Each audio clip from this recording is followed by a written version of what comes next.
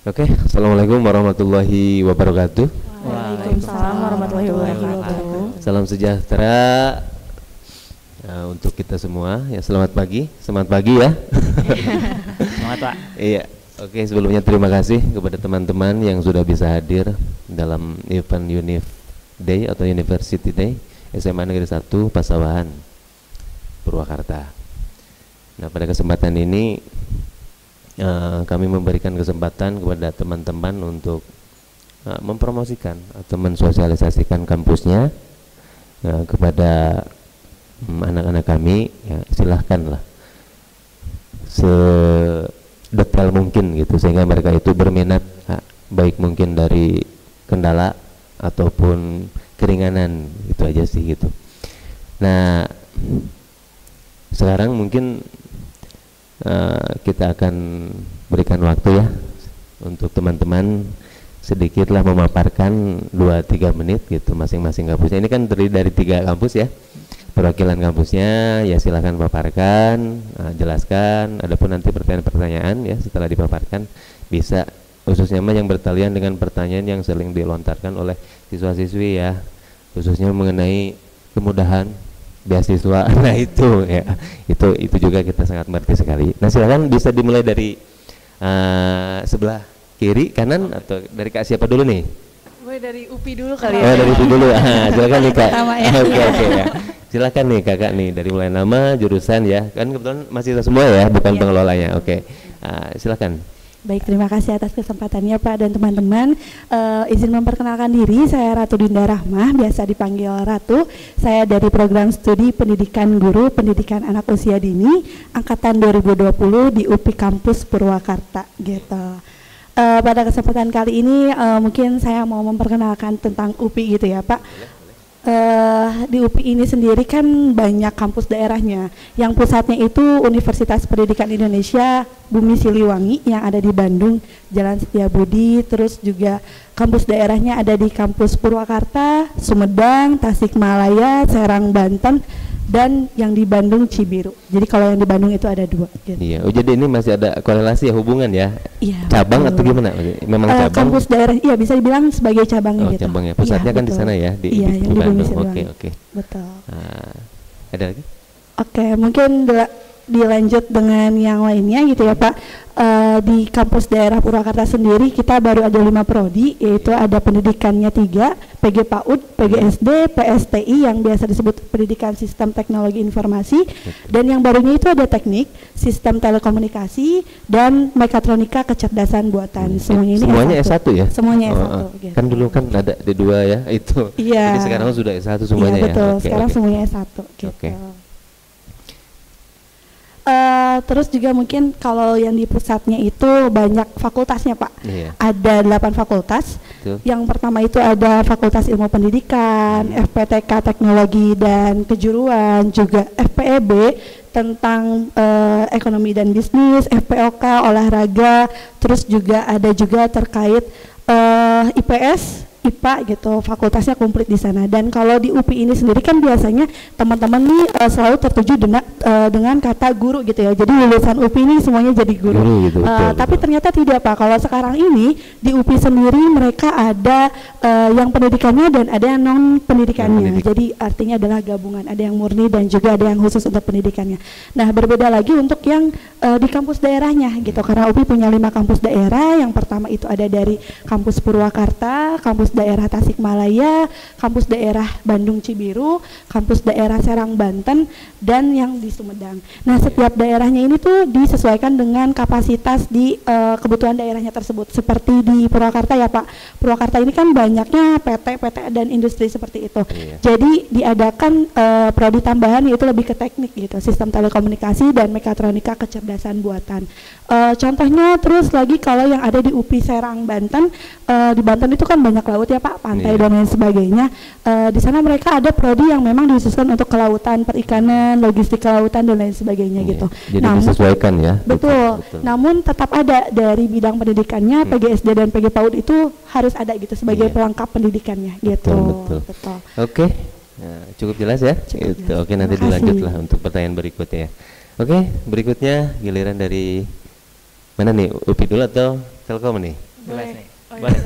Iya silakan lah. Oke. Silakan. Sebelumnya izin memperkenalkan diri, saya Rania Syafa Ramadhani, mahasiswa S1 Ilmu Komunikasi dari Telkom University. Di sini saya mungkin bakal memperkenalkan Telkom secara singkat, nggak banyak-banyak. Jadi di sini mungkin saya kasih tahu aja kalau misalkan pencapaian Telkom tuh udah banyak banget dari kemarin menjadi kalau nggak salah ranking 1 PTS terbaik, perguruan tinggi swasta terbaik di kemarin di web Prometrics kalau nggak salah, itu dapat ranking 1 untuk menjadi PTS terbaik. Dan juga pada tahun kemarin 2021 sudah terdaftar 124.000 mahasiswa yang mendaftar ke Telkom University. Betul. Tapi tentunya nggak 124.000 mahasiswa yang yang keterima. Jadi ya kalau bisa dibilang emang agak ketat untuk Telkom University. Iya, ada seleksinya sendiri. Dan juga di Telkom University ini ada jenjang pendidikan D3 sampai S3. Jadi udah lengkap. Dan juga di Telkom University ini ada 7 fakultas ya, teman-teman. Ada 7 fakultas dan 43 prodi, program studi seperti itu. Dan juga di Telkom University ini fasilitasnya juga lumayan lengkap. Jadi buat teman-teman yang suka olahraga, di sini kita ada jogging track, ada fasilitas gym, ada kolam renang outdoor indoor, banyak lagi seperti lapangan futsal outdoor indoor, lapangan basket, lapangan badminton, tenis meja, dan masih banyak lagi untuk yang fasilitas olahraga. Dan juga di sini kita punya kalau nggak salah ada 46 laboratorium kalau nggak salah dari setiap program fakultasnya seperti itu. Bapak. Oke, sudah cukup jelas ya. Cuma sedikit penasaran, ini sebetulnya Telkom University ini ada kaitan nggak sih dengan PT Telkom tuh? Tanya aja sih. Kalau misalkan itu di luar ranah saya ya Pak, sebagai mahasiswa yang kurang mengetahui. Nggak, maksudnya ada hubungan nggak sih gitu dengan PT Telkom? Kayaknya sih telekomunikasi gitu. Kayaknya sih ada ya Pak, karena namanya juga dari Telkom University ya Telkom. Sepertinya di bawah naungan Telkom itu yang punyanya PT Telkom atau nggak tahu apa ya gitu. Cuma nanya aja sih gitu. Kalau misalkan itu kurang tahu mungkin bisa dicek sendiri nanti di web Telkom University-nya atau nanti pada saat teman-teman nanti kita ke kelas kita membagikan brosur. Nah di sana ada barcode juga. Nanti bisa di-scan sama teman-teman. Di situ banyak banget ya tentang penerimaan mahasiswa baru dan lain-lain informasinya. Oke, thank you ya. Nah, selanjutnya Oke, baik. Mungkin berikutnya giliran saya. Kak Yuke ya, silakan. Ya, sebelumnya izin perkenalkan diri, nama saya Wildan Yuke, biasa dipanggil Yuke, dari Fakultas Ilmu Sosial Ilmu Politik, program studi Kriminologi. Iya. FISIP UI ya. Ini menarik nih. Kriminologi ya. Betul. Alhamdulillah. Mungkin saya mau menyampaikan aja beberapa hal yang mungkin buat teman-teman lebih tahu lagi soal UI ya. Jadi di sini mungkin saya mau ngegambarin bahwa mungkin dari fakultasnya dulu. Di UI itu kurang lebih ada 15 fakultas yang kebagi dari 4 rumpun, dari rumpun ilmu kesehatan, saintek, sosum, dan juga kita ada program vokasi. Sebenarnya kalau buat mau ini saya juga agak bingung ya, karena buat teman-teman mungkin udah cukup sering dengar juga nama UI dengan jaket kita yang lumayan khas gitu ya, buat teman-teman semua ya. Di sini mungkin penekanan kita dari 10 fakultas tadi dan 4 rumpun tadi, jenjangnya udah lumayan lengkap, udah cukup lengkap banget dari D3 di program vokasi, D4, dan juga S1, S2, S3-nya alhamdulillah lengkap gitu. Untuk program studi itu kebetulan cukup banyak banget, dan ada beberapa program studi yang mungkin jarang juga teman-teman dengar, tapi kok ada di UI gitu, termasuk salah satu program studinya yang saya masukin gitu. Mungkin untuk berikutnya saya mau maparin kenapa sih harus UI gitu. Mungkin di sini juga salah satu poin pendukungnya adalah UI itu yang pasti yang pertama kita adalah salah satu universitas yang menyandang nama Indonesia tanpa embel-embel apapun gitu. Terus juga mungkin buat kegiatan-kegiatan kita di sana, alhamdulillah UKM yang sangat beragam, ditunjang dengan fasilitas-fasilitas yang lumayan lengkap. Mungkin sini saya akan maparin juga beberapa fasilitasnya. Kita mulai dari akademik, fasilitas akademik udah pasti kita punya perpustakaan perpustakaan di UI itu disebut sebagai Crystal of Knowledge, salah satu perpustakaan terbesar di Asia Tenggara. Terus juga yang besar bukan cuma fisiknya, tapi segala komponen yang ada di dalamnya, fasilitasnya juga cukup lengkap dengan berbagai macam buku dan disertasi dari hasil-hasil mahasiswa UI atau jurnal-jurnal dari jurnal internasional pun ada. Terus juga di UI ada tempat yang kita nyebutnya itu kebun apel, Pak. Kebun apel ini bukan literally kebun apel, bukan kebun apel yang sebenarnya, tapi kebun apel itu simpelnya seperti sebuah ruangan yang di dalamnya tuh penuh dengan fasilitas dari produknya Apple. Ada iMac di situ yang mungkin bisa digunakan sama teman-teman mahasiswa semuanya kalau udah masuk. Mungkin berikutnya untuk fasilitas-fasilitas penunjang yang lainnya, dari segi transportasi, fasilitas ke UI itu alhamdulillah, apalagi buat teman-teman dari Purwakarta, mudah banget buat dijangkau gitu, Pak. Karena kita dari Purwakarta bisa naik kereta ke UI, dan di UI-nya pun langsung turunnya itu benar-benar langsung di UI, Pak, karena di sana ada 2 stasiun, yaitu stasiun Universitas Indonesia dan stasiun Pondok Cina yang benar-benar langsung ke daerah UI-nya. Dan kalau dari Purwakarta, teman-teman mungkin saya juga dan teman-teman mahasiswa Purwakarta lainnya itu sering banget kalau berangkat ke UI itu pakai kereta yang secara nominal harganya benar-benar terjangkau. Buat berangkat hanya 10.000, Pak, dari sini. Kita naik KA lokal terus naik KRL itu udah bisa langsung jadi turun di PP ya gitu. Betul. Buat transportasi dalamnya kita juga udah pasti ada bikun atau bis kuning. Nah, itu area UI itu kan luas ya, Pak, antar fakultasnya. Kalau mau main, mau apa tuh, atau bahkan dari stasiun mau ke kampusnya, ke kelas gitu tuh bisa naik bikun banget. Bisa banget naik bikun dan bisa ada halte di setiap fakultasnya gitu, Pak. Mungkin berikutnya buat sarana olahraga, alhamdulillah sarana olahraganya lengkap banget. Kita punya stadion UI, terus juga ada SOR atau sarana olahraga yang isinya buat ada lapangan bulu tangkis, futsal, voli dan sebagainya gitu, Pak. Terus juga ada gimnasium. Jadi selain ada sarana olahraga ada juga gimnasium, tapi bukan tempat nge-gym nih, Pak, gimnasiumnya.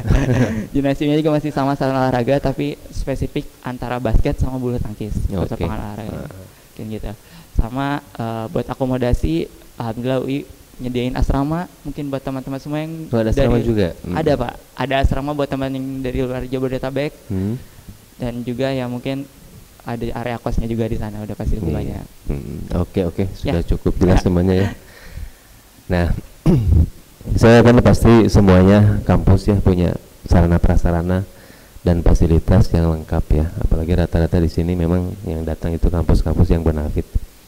Nah, kemudian ada satu pertanyaan gitu, seperti siapa, Kak Yuke, Kak Nia sama Kak Ratu tuh, lupa tadi. Motivasi kalian itu sebetulnya kan kebetulan kalian dari kalangan mahasiswanya masuk dari Kak Ratu misalnya ke UPI itu memang atas dasar keinginan sendiri atau mudah, Pak, masuknya gitu, atau murah atau gimana tuh nih, gimana nih gitu? Kalau saya sendiri masuk ke UPI itu pertama karena emang faktor benar-benar pengen kuliah gitu ya, Pak. Awalnya tidak mempatokkan saya harus masuk UPI atau kemana. Mau jadi guru juga enggak? Iya, mungkin itu. Tidak mematokkan jadi apa-apa gitu. Yang penting saya pengen kuliah. Terus juga kebetulan gak mau jauh-jauh deh, pengen tetap di satu kota ini aja. Waktu itu diutamainnya yang negeri dulu, saya pengen coba dulu usahain yang negeri. Ternyata di Purwakarta ada UPI kampus daerahnya gitu, yang Purwakarta. Terus saya coba masuk ke 2 pilihan waktu itu ya dikasih, karena saya jalur masuknya lewat SNBTN waktu itu, UTBK. Saya 2 pilihan, pilih ke yang pertama PGSD, yang keduanya pilih ke PG PAUD gitu, karena menurut saya emang fashionnya di keguruan kayaknya. Gitu. Iya, memang ada keinginan juga ya ke situ. Iya, Oke. Nah, untuk Kak Yuke gimana? Untuk saya kan ini yang di negeri ya rata-rata kan, sama juga di swasta ya, kayak Telkom University itu kan seleksi juga ada gitu kan, apalagi punya keinginan masuk jurusan tertentu ya gitu. Nah, kebetulan kemarin ikut MGBK untuk Telkom University, kan saya ke sana juga, kelihatannya lumayan juga ya seleksinya gitu. Jadi tidak semata-mata masuk gitu udah aja kan, enggak juga. Nah, ini Kak Yuki ini kemarin kan jalur apa, ikut seleksi juga. Iya. Sekali langsung masuk gitu. Alhamdulillah saya ikut jalur seleksinya jalur TBK, SBMPTN atau sekarang mungkin SNBT. Itu alhamdulillah karena kebetulan saya sebenarnya itu bukan siswa eligible ya, Pak, kalau ini, jadi saya nggak dapat kuota SNMPTN. setelah saya tahu saya nggak dapat kuota, saya langsung fokus aja buat apa nih yang ada ke depannya, karena sebenarnya saya mau kuliah gitu. Jadi saya langsung alhamdulillahnya ikut UTBK, keterima Pak. Pilihan pertama kriminologi UI. Gitu. Sesuai ya dengan yang diinginkan gitu. Alhamdulillah sesuai Pak. Oke. Nah ini dari Kak Nia nih ya, gimana nih? Kan jurusan apa kan itu? Jurusan ilmu komunikasi Pak. Komunikasi juga ya. Iya. Gitu. Jadi saya tuh masuk seleksi juga kan ya sama saya kemarin. seleksi tapi saya lewat JPA 1. Jadi di Telkom University ini tuh banyak banget jalur masuknya. Banyak nah, ya kemarin juga ya. Iya, dari berapa tuh kemarin tuh selain ada jalur itu ya gimana terus? Iya, jadi kalau misalkan saya sendiri lewat JPA 1, nanti juga bakal ada JPA 2. Kebetulan JPA 1 udah tutup untuk tahun ini. Di JPA 1 tuh jalur prestasi akademik. Nah, di sana tuh saya cuma nyiapin perberkasan aja yang administratif dan nilai rapat dari semester 1 sampai semester 5. Nah, setelah saya masukin, terus kan kalau misalkan JPA 1 tuh benar-benar jalur penerimaannya tuh lebih cepat daripada negeri ya. Jadi negeri belum keterima dari manapun saya udah keterima di Telkom gitu Pak. Jadi mahasiswa Telkom University. Nah, di sana tuh saya masukin nilai rapat saya dan alhamdulillah saya keterima. Sebenarnya motivasi saya masuk Telkom tuh karena saya lihat akreditasi S1 ilmu komunikasinya tuh karena saya pengen banget masuk ke ilmu komunikasi Pak. Jadi saya bertekad kayak saya masuk kampus mana aja tapi saya mau S1 ilmu komunikasi tapi harus yang akreditasi A. Dan ternyata dari Telkom University sendiri ilmu komunikasinya itu pendaftarnya yang terbanyak juga Pak. Jadi saya ngerasa bangga juga keterima di S1 ilmu komunikasi di Telkom University. Berarti saya orang-orang terpilih gitu Pak jadinya. Oke lah, sukses buat semua ya. Nah ini khususnya nih yang agak-agak sensitif nih mengenai biaya ya. Ya bisa jadi biaya kuliah ya, khususnya yang reguler kan ada uang kuliah tunggal gitu kan UTKT. Kecuali yang beasiswa mungkin bagaimana, barangkali nanti ini dari teman-teman bisa menyampaikan menurut testimoni atau pengalaman ya, baik saya reguler Pak, berat nggak gitu kan. Nah itu yang perlu ya mungkin kami tahu gitu ya, buat masukan-masukan juga ke peserta didik nanti. Mulai dari Kak Yuka dulu, dari tengah dulu aja lah ya. Boleh. Gimana ya? Mana biaya nih Kak Yuka nih, gimana nih? Oke. Dari UI ya. Untuk biayanya Pak, di UI alhamdulillahnya menurut saya berdasarkan pengalaman saya juga. Kak Yuka kan masuknya reguler kan ya? Iya, alhamdulillah saya masuknya S1 reguler karena ya kriminologi cuma ada S1 reguler Pak. Betul gitu. Programnya gitu, jalurnya jalur beasiswa atau reguler gitu yang biasa maksudnya? Maksudnya saya jalur yang biasa yang reguler. Oh iya. Tapi mungkin alasan saya jawab yang tadi itu karena di UI itu mungkin tadi saya lupa nyampein S1-nya itu dibagi 3 Pak. Ada S1 reguler, S1 paralel sama S1 kelas khusus internasional gitu. Jadi buat yang paralel itu ada bedanya sama S1 reguler. S1 reguler itu ya S1 pada umumnya gitu teman-teman biasa. Dan kalau paralel itu beberapa jurusan tertentu aja kayak gitu. Oke, untuk saya masuknya sejauh ini belum menggunakan beasiswa dari awal, bayar UKT uang kuliah tunggal gitu. Dan di UI itu Pak untuk UKT-nya atau uang kuliah tunggalnya kita dibagi 2. Ada kita nyebutnya BOPB dan BOPP. BOP itu biaya operasional pendidikan, kalau yang B-nya itu berkeadilan, P-nya itu pilihan. Jadi dibagi 2 gitu Pak, sesuai dengan namanya. Untuk yang berkeadilan alhamdulillah itu benar-benar relatif terjangkau, disesuaikan dengan kemampuan mahasiswanya. Nah itu berapa kalau boleh tahu itu per semester ya? Untuk BOPB itu masuk total berapa aja lah? Ya untuk masuknya ya? Iya, masuk total aja ya gitu. Untuk masuknya yang harus disiapkan lah gitu. Di UI alhamdulillahnya mau jalur apapun Pak, dari SNBP, SNBT atau jalur mandiri, jalur SIMAK UI itu, UI berani kita nggak ada uang pangkal sama sekali. Jadi begitu masuk uang pangkalnya itu 0, buat uang pangkal. Jadi kita cuma murni bayar uang semesteran. Nah BOPB itu dibagi 2 lagi, untuk yang saintek itu anak IPA-nya dan anak IPS.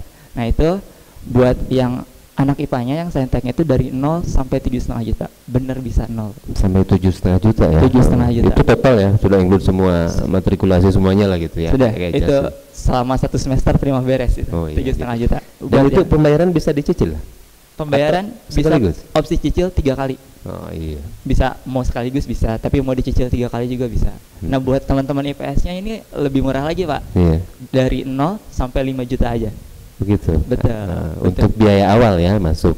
Enggak, itu sampai lulus. Sampai lulus setiap 5 bulannya ya uang semesterannya gitu Pak. Antara 0 sampai 5 juta aja itu terus-terusan. Itu untuk yang berkeadilan. Buat yang pilihan, yang berkeadilan kan untuk kampusnya tahu kita punya mahasiswanya punya kemampuan berapa, mungkin ada beberapa pengurusan berkas lah ya. Iya, dan untuk biar makin murah tuh berkasnya semakin banyak. Tapi kalau yang di atas mungkin mohon maaf sebatas gaji orang tua. Nah untuk yang pilihan BOPP ini, yang pilihan ini murni langsung pilih aja, nggak ada berkas apa-apa, cuman harganya emang relatif lebih tinggi. Buat yang sosumnya sendiri mulai dari 7,5 juta sampai 17,5 juta itu untuk yang pilihan. Lalu untuk yang sainteknya lebih tinggi 2,5 juta dari 10 sampai 20. Iya. Oke lah. Tapi memang yang namanya ilmu itu kan mahal ya. Nah, tapi ketika memang kita ada niat, semahal apapun ilmu mah pasti menjaga kita. Itu aja ya. Dan ya sebenarnya tidak ada batasan harga ya bagi ilmu mah gitu. Oke, dari Kak Ratu nih. Itu tadi. Ya.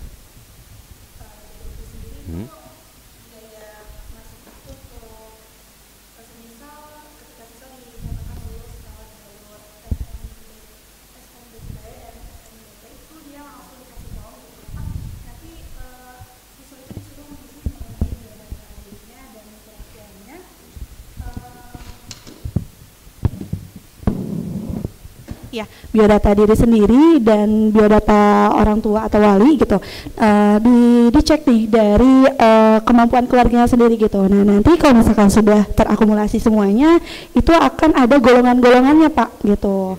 Golongannya dari 1 sampai 8 dan itu mulai dari 500.000 sampai 10 juta gitu.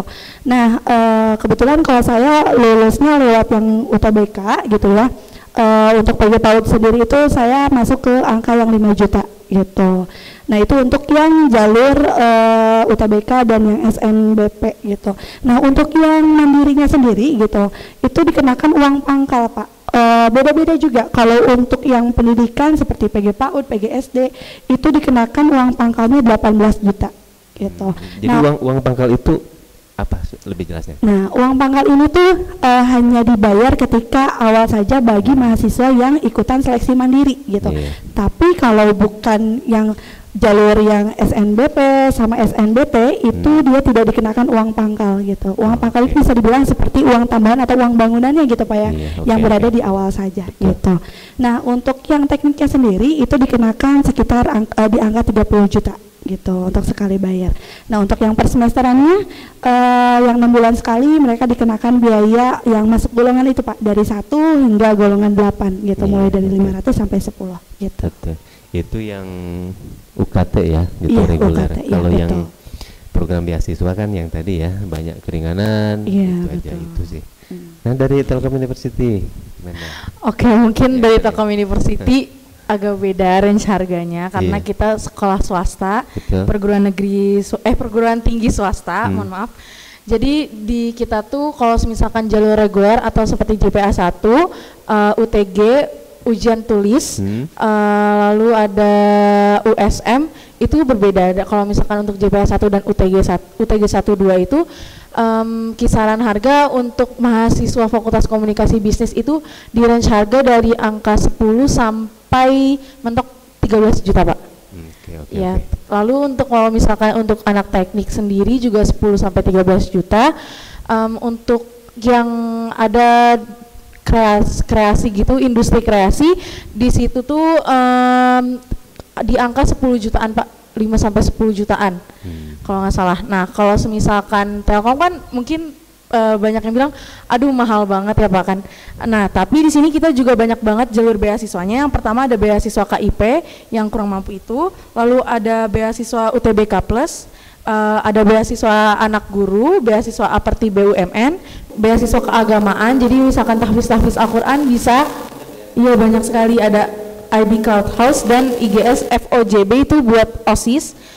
Dan jalur vokasi. Kalau misalkan beasiswa itu rata-rata sudah 100% akan ditanggung sampai lulus. Jadi kalian cukup membayar 0 Rp0 saja dan kalian jadi cuma di sana tuh cuma nimba ilmu aja kayak gitu dan akan dibiayai 100% sampai lulus seperti itu Pak kalau misalkan untuk di Telkom University. Oke, thank you. Udah lengkap jelas semuanya ya gitu. Ya pada dasarnya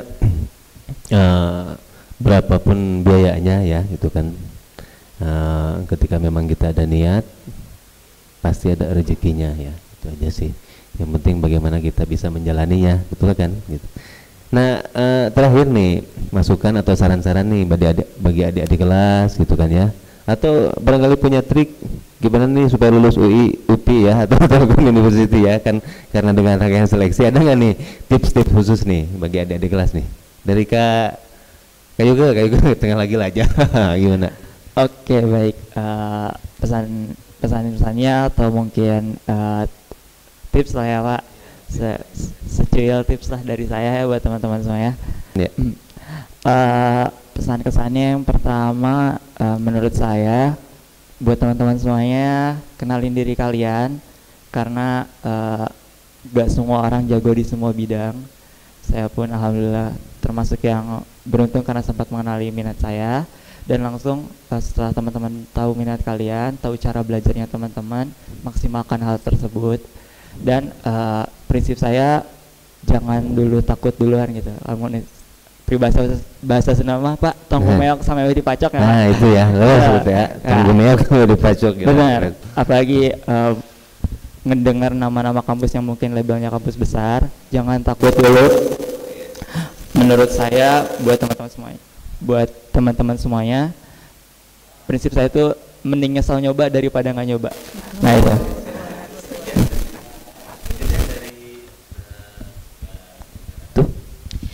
Kalau dari saya mungkin teman-teman yang benar-benar ingin maju ke jenjang pendidikan selanjutnya, coba berusaha untuk terbuka sama orang tua, juga guru-guru yang biasanya membantu membimbing gitu ya. Benar banget yang disampaikan sama Kak Yuke, kenali diri sendiri gitu. Tentukan kalau diri kamu tuh cocoknya di fashion yang mana atau enggak ke prodi yang mana gitu. Jangan sampai salah pilih program studi gitu yang taunya tidak sesuai dengan fashionnya sendiri. Terus juga coba-coba cari informasi gitu terkait beasiswa, perkuliahan atau enggak informasi terkait universitas, dan juga cobain ikutan tryout yang memang nantinya benar-benar bisa ngasih manfaat banyak buat nanti teman-teman yang memang memilih jurusan untuk ikutan tes ke universitas gitu. Semangat terus dan jangan sampai lupa untuk berdoa. Oke, terima kasih. Terakhir, kalau misalkan tips dari saya, mungkin kalian jangan sampai salah pilih jurusan atau program studi. Pokoknya kalian tentuin apa minat dan passion kalian. Untuk universitasnya dimanapun itu nggak apa-apa, kalian yang namanya juga kita belajar ya, pasti setiap universitas pun akan memaksimalkan untuk memberikan ilmu kepada kalian. Jadi ikuti passion kalian, karena kalau misalkan kalian belajar apa yang udah menjadi passion kalian nggak akan capek. Kalau misalkan capek kalian pasti inget dan bakal senang ngejalanin pelajaran itu atau passion kalian. Segitu aja sih, tetap semangat dan jangan lupa untuk terus beribadah sih, itu aja. Oke, terima kasih teman-teman semua atas pemaparannya. Semoga apa yang teman-teman sampaikan ada hikmahnya, jadi motivasi ya bagi khususnya adik-adik kelas nanti. Sukses selalu, berhasil dan good luck ya. Wabillahi taufiq wal hidayah. Wassalamualaikum warahmatullahi wabarakatuh. Waalaikumsalam warahmatullahi wabarakatuh. Terima kasih Bapak.